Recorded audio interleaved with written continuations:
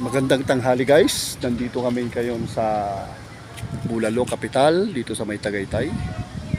Ito po, nasa Matarik po kaming lugar. Kikita po yung mga bundok. Pagkatapos po namin naligo kanina sa Nasugpu, Batangas, sa beach. Dumaan kami rito at makapag-lunch ng bulalo. Yan. Hindi ko alam, volcano yata yung butas na.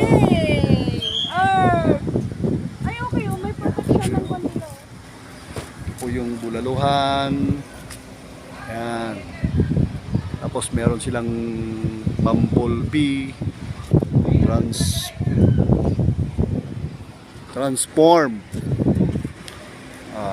Robot.